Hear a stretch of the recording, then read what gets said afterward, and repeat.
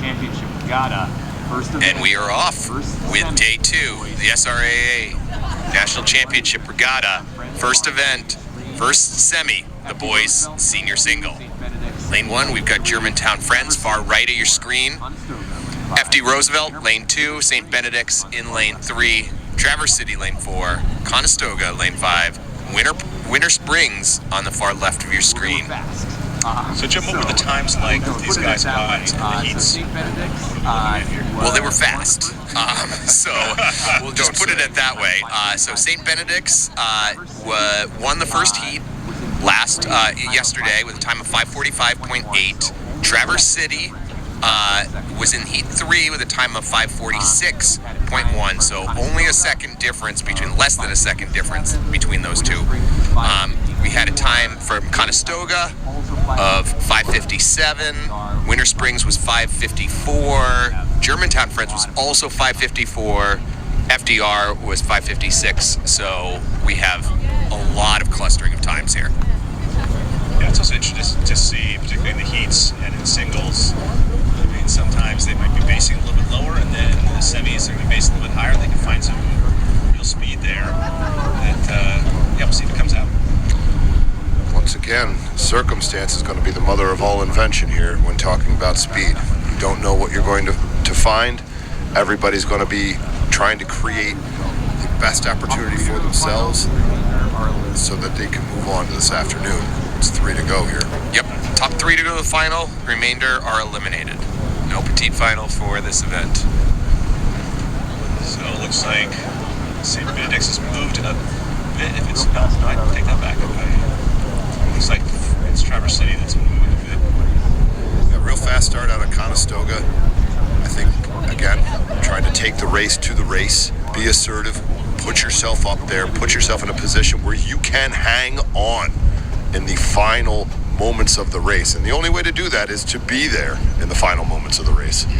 Yeah, exactly, Chris. This is where I'm curious to see how St. Benedict's comes through. I mean, they're to work on his catches a bit as we see this better angle looking at the rowing, trying to find that rhythm and good technique we were talking about all day yesterday in this tailwind. So you had to be in the top 4 of your heat to progress, the top 3 of your heat to progress to today. And Germantown Friends came in 3rd in their heat over in lane 1 right now, and they are leading. So it'll be interesting to see if they're able to keep that pace going as we move into the second half of the course. I'd say Traverse City has something to say about that right now. Certainly making a push here early in the second 500 of this race. This guy is massive. I saw him heading up to the start with his warm-up. My God, man, it looks like he could be playing tight end for the Lions. He's huge.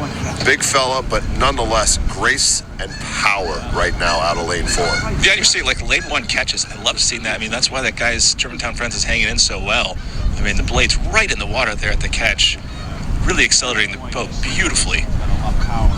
Let's see how he can keep it up. Again, as you said, with at a certain point in a single, if someone's got a lot of power, it's going to be hard through the middle of the race to hold them off. Yeah, but look at St. Benedict's right now. That guy is starting to move now as we come in to the last 500 meters here. He won. He was the number 1 seed in the event, won it with a time of 5:45.8.